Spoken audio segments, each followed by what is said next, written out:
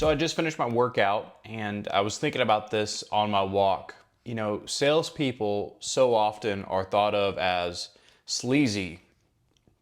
Um, they'll be pushy. They're just trying to make money. They don't actually care about the individual. And what frustrates me about that is the bad apples ruin it for everyone else. And so, like, what do we do about that? Like, how do we handle that? And the only thing we can do is take control of what we can control.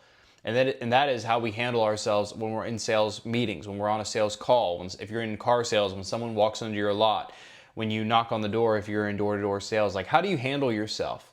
Because how you handle yourself it doesn't just matter for you, it matters for everyone in sales. Because if people walk away and say, you know what, that was actually a really good experience, maybe they start to rethink the way that they think about salespeople. Maybe they start to rethink the way that they think about the sales industry. But so many people, they don't conduct themselves in an honorable way with integrity, and therefore they ruin it for a lot of other people. And so let me ask you a question. Are you actually trying to help people? Are you actually trying to help people when you're in sales, or are you just trying to take advantage of people? Because the bottom line is, if you're not trying to help people and you're just trying to take advantage of people, first of all, shame on you, and you should probably get out of sales because you're going to ruin it for everybody else. But also, be careful, because if you're trying to screw people over, sooner or later you're going to get screwed over. That's just how it works. But if you want to go to another level in sales, here's the number one thing you need to do. Focus on helping other people. And I know it sounds so simple, but so few people actually do it. It's not the things that the truth is, just because we know better doesn't mean we're going to do better. And so just because you have information, just because you think you know, okay, I need to have integrity, I need to have character. Just because you know better doesn't mean you're going to do better. And the problem is, not enough people are doing better. And so if that's you, you need to go to a different level of sales. You need to work on your skills so that you take pressure out of the deal, so that the client doesn't feel pressure. Now here's the deal, there's a difference between pressure and tension. Right? Like, a client hopefully does feel tension, especially if your price point's a high price point. They're going to be like, ooh, that's a stretch. But you don't need to pressure them into the deal. You need them to have tension between where they are versus where they want to be. And if they have that tension between where they are and where they want to be, which is your job as a salesperson to build that tension, they're going to be more likely to move forward. But the truth is, like, in sales, if you want to be successful, the number one thing you have to do is focus on helping people. And if you focus on helping people, you're going to find that doors just open for you. Not only with those people who you're talking to, but they're going to trust you, and therefore they're going to bring you referrals. And over time, as you continue to have character, as you continue to have integrity, you start to get more deals. But the point is, it's not about the money. It's not just about the money, about making a bunch of money as a salesperson. That's why salespeople are pushy. That's why salespeople lack integrity. That's why salespeople lack character, is because they're money hungry. And if you're chasing money, it's going to run away from you.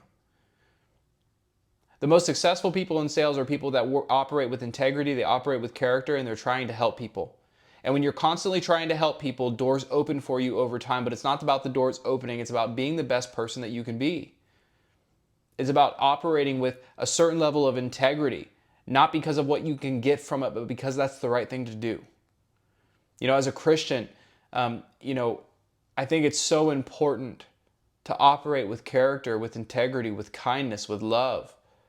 You know, only selling something if I truly do believe it's going to help them.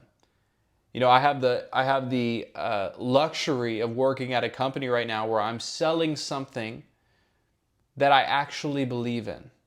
And if I didn't believe in it, I would be out of that company and going to find something that I did believe in.